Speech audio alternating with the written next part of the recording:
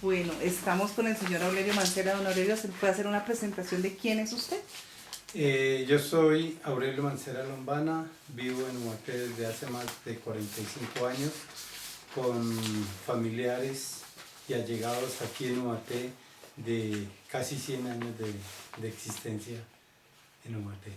Bueno, necesitamos hacer una entrevista. Este es para mi trabajo de antropología. Mi nombre es Patricia Delgado. Las siguientes son las preguntas que hay que hacerle. ¿Desde cuándo usted y su familia en sí pertenece a esta comunidad? Como les decía, ya hace más de 40 años que estoy aquí en Ubaté. Mi familia ha sido de descendencia de aquí. Hemos tenido raigos de muchísimos años, desde mucho antes de la violencia, antes de la formación del municipio. Entonces hay harto relato que hacer. Bueno, entonces, ¿nos puede relatar una historia de cómo se ha formado nuestro pueblo? Nuestro pueblo se ha formado, primero que todo, pues con sus casas tradicionales, con esas casas de 2 patios, donde había mucho jardín, donde los terrenos eran demasiado amplios, donde se podían contar las casas alrededor del pueblo y se podía ver que era una comunidad muy pequeña. Hablemos de los años 50 hacia atrás, donde marcaba mucho la violencia en estas tierras, la violencia de los géneros políticos que hacían que cada cual pensara diferente y se llegara a unos vínculos de violencia muy fuertes aquí, al punto de desplazar que si eran liberales eran desplazados por los conservadores y si eran conservadores eran desplazados por los liberales. Pero eran muy fuertes los enfrentamientos. Habían comunidades que desaparecían totalmente, le pegaban candela a la casita y en fin, hubo mucho arraigo de eso, inclusive hasta en 1949 cuando Jorge Luis Gaitán le echaron candela casi a medio pueblo. Eso hizo que Ubaté ya cambiara su mentalidad de ahí en adelante como pueblo pequeño y pensar como cabecera de provincia. O sea que podemos decir que los conflictos que se presentan en el pueblo han sido más que todo políticos, no han Sí, sido políticos. religiosos, ideológicos, sino No, no, políticos. políticos. Sin embargo, nuestros ancestros, los que lograron sobrevivir a esta epidemia, llamémoslo, eran las personas más jóvenes que de una forma u otra se lograron acentuar aquí en Ubaté y vemos grandes familias que provenían ya de las zonas veredales y encontramos apellidos como bastante curiosos o raros según a nosotros se nos hace muy común, pero en otras partes del territorio se ven bastante raros. El apellido Conejo, el apellido Juan, el apellido Pato, el apellido eh, en fin, muchos apellidos que hay aquí en la provincia. Eh, Chizaba, en fin, hay hartos apellidos que ellos no provinieron propiamente aquí del casco urbano, pero sí de las zonas que habían unas etnias nativas de aquí de la provincia, no solo de Guatay, sino de toda la provincia, donde vivían era de su ganadería y de su agricultura, pero ya le digo, son apellidos muy natos de aquí de la provincia y son apellidos que se han llevado tras generaciones. Bueno, a nivel sociocultural, ¿conoce usted si existe aquí bibliotecas, cines o qué tipo de... Existió de cines hasta el año casi 86, había teatros y había unas bibliotecas públicas que manejaban en la Casa de la Cultura y que eran manejadas, digamos, por la alcaldía o los diferentes colegios tenían sus bibliotecas en cada establecimiento. Públicas, hasta hace unos 10 años en adelante encontramos ya la Casa de la Cultura o las famosas Casas de la Cultura que tampoco eran muy nombradas. Habían las casas o las empresas que cuidaban el patrimonio de Guaté, mas no eran entidades sin ánimo de lucro que cuidaban el patrimonio de Guaté, y estas fueron decayendo las administraciones fueron retomando estas bibliotecas o estas casas de la cultura pues,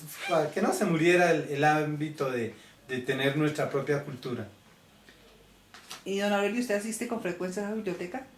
Sí, claro, yo he asistido bastantes, sobre todo de cada vez que ha habido alguna inauguración, hemos visto cómo han incrementado esta participación de las bibliotecas. Aunque el lector es muy mínimo, yo lo sé que Guaté el lector es muy mínimo, yo creo que es una de las partes del país más bajas en lectura. Aquí vemos de que un niño no lee constantemente, un niño hay que forzarlo para que lea, no se le encuentra ese ámbito. Pero paradójicamente, aquí en Guaté hemos sacado dos grandes escritores de cuentos que hace contraste de lo que se lee, ¿no? Bueno, ¿tienes conocimiento de creencias populares que existan? Como mitos, más como creencias son muy pocas. Como mitos sí encontramos bastantes, sobre todo en sectores como el Puente del Horcado, como el Puente del Río, como Santa Bárbara, donde hay unas leyendas que formaron esos nombres. Si bien sabemos el caso de Santa Bárbara, era el dueño de esos predios, era un encaudalado, un tipo de bastante dinero, en gamonal que llamaban en esas épocas, y según cuenta la leyenda o la historia de que en una tormenta cayó sobre el sitio donde él se encontraba y a él no le pasó nada. Entonces él empezó a recoger piedras y traer sus obreros y todo, y montó la famosa capilla de Santa Bárbara. Pero también vemos el cuento la historia del Puente del Río, que aparece el Puente del Horcado, donde dice que era el señor se había ahorcado ahí en esos espacios.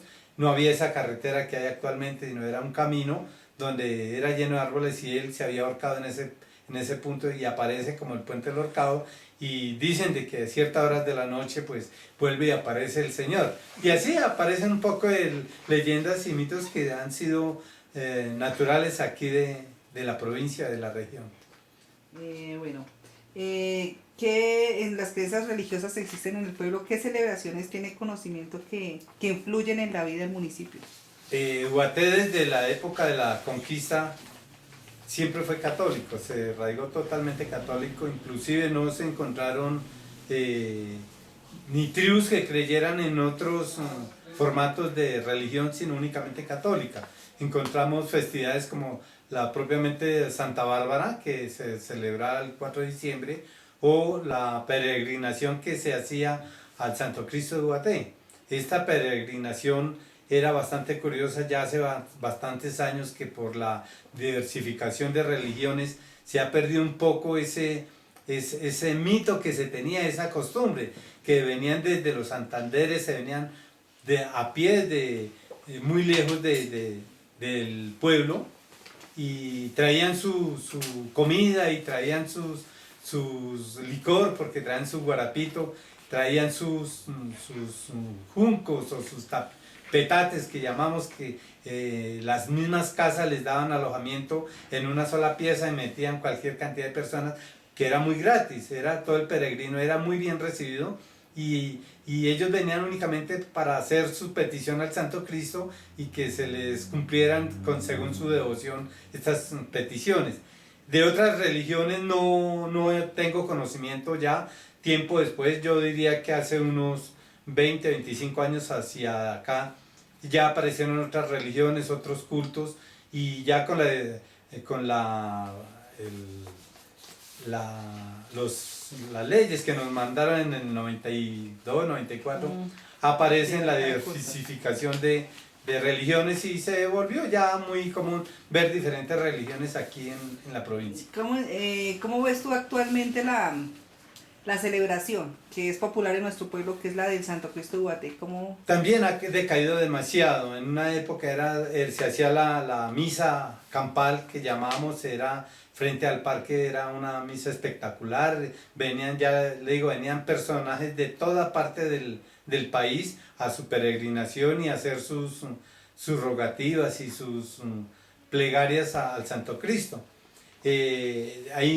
Habían personas, actualmente ya la juventud no cree mucho en estos mitos de la creencia religiosa, pero en esa época era muchísima la gente que llegaba el día anterior a la misa, el día 5 por la noche, se hacían unos eventos espectaculares con música, con pólvora, se hacían unos castillos inmensos, participaban, en un principio eran los municipios, ya después fueron los mismos pobladores que cada uno hacía su castillos de pólvora y era increíble esas noches que se hacían. Después de estos castillos había unas orquestas o venían los mismos promeseros, traían sus guitarras y se ponían a cantar en las diferentes tiendas o cantinas que habían en esa época y ahí les amanecía y era espectacular. Ya actualmente se ha perdido todo este encanto, se hace aún las vísperas, pero ya muy reducidas, muy mínimas, y al día siguiente se hace la misa con el Santo Obispo, que no sobrepasa también la población de Ubaté propiamente, porque ya la verdad no se ve mucho turista en estas celebraciones. Bueno, hablamos unas de socioeconómico. ¿Sabes qué estrato socioeconómico es nuestro municipio? Ubaté no sobrepasa el estrato 4, según el nuevo formato del CISBEN. ¿Por qué no sobrepasa el estrato 4? Aquí, aunque hayan grandes fincas, grandes haciendas, la producción es muy mínima a la cantidad de terrenos que hay. Anteriormente se veía de las parcelitas de la agricultura y yo diría que hace unos 40 años la ganadería era muy mínimo, demasiado mínimo. Tal vez se empezó a iniciar desde esa época con el Banco Agrario, que empezaba a hacer créditos para que trajeran ganado de buena calidad, que fue cuando empezó a aparecer el ganado Holstein aquí en la provincia. Ese lo trajeron de Holanda, unas terneras y terneros que trajeron desde Holanda, que eran vendidos por la caja agraria. Empezaron a formar unos hatos bastante elevados, pero al igual muy delimitados en cuanto a propietarios. Encontrábamos, si hay 50, 60 fincas, de las cuales 2 o 3 eran de único dueño, más no de pequeños terruños que se fueran manejando en la provincia. Y se fue desplazando la agricultura. Hay una anécdota muy clara, muy bonita aquí en la provincia, no tanto en Ubaté, pero sí en las zonas de cultivo, era que anteriormente cultivaba mucho el trigo y la cebada. La empresa Bavaria tenía sus grandes depósitos y tenían sus pesajes y tenían sus camiones exclusivos para recolectar toda la cosecha que había de trigo y cebada aquí en la provincia.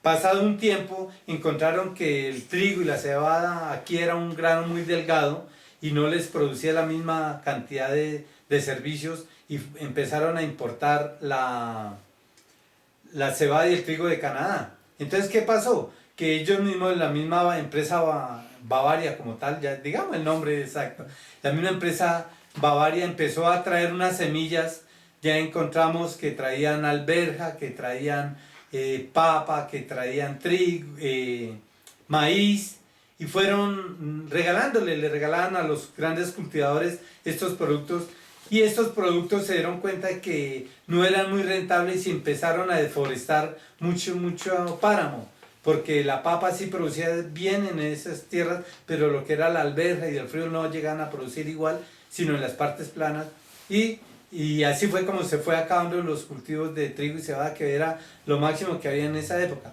Ya después empezaron a manejar fue la ganadería, ya le digo, con unos hatos muy pequeños, y ya empezaron a darle el nombre de capital lechera a Ubaté por la cantidad de leche que podía producir los terrenos. Eso sería, digamos, en cuanto al desarrollo económico. No podemos decir que Ubaté sea desarrollo económico en la minería, porque Ubaté no tiene minería. somos como un asentamiento de todos los trabajadores que van a estas minas que quedan alrededor de Ubaté, más Ubaté no tiene minería. En las condiciones sociales, ¿cómo percibe don Aurelio que viven las personas en nuestro municipio? Yo diría que se maneja no tan pobreza extrema, se maneja una pobreza pero llevadera, diría yo. Se consigue el alimento para el día, muchas veces no completarán los 3 golpes que dice uno, los 3 horas de alimentos, pero sí se vive no tan en una situación de 0-0, no. Encontramos núcleos de sectores donde se ve una economía muy informal. Se encuentra, vemos de que va a las fincas a ayudar al ordeño, vemos que las personas que van inclusive a los mismos cultivos de flores, pero para mi concepto, no veo que sea de extremo a extremo la pobreza. Hay lugares demasiado pobres que no porque no se hayan desarrollado, porque las administraciones les han dado mucho desarrollo a estos sectores, pero parece que a ellos les gusta vivir en esa forma.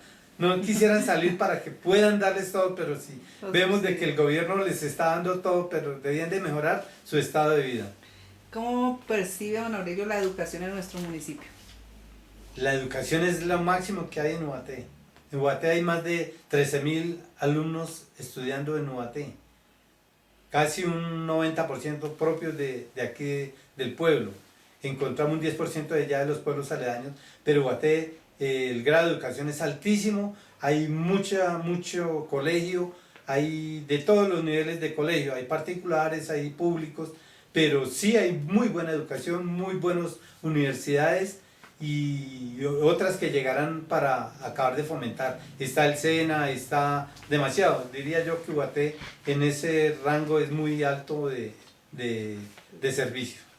Bueno, actualmente, ¿qué conflictos don Aurelio ve que se presentan en nuestros municipios? ¿De orden político, social o religioso? Más, yo diría que no propiamente de Ubaté. Las personas que han llegado aquí han hecho de que se formen unos vándalos que ha sido prácticamente a nivel nacional, donde encontramos unos microtráficos de estupefacientes, donde encontramos grupos de menores de edad delinquiendo.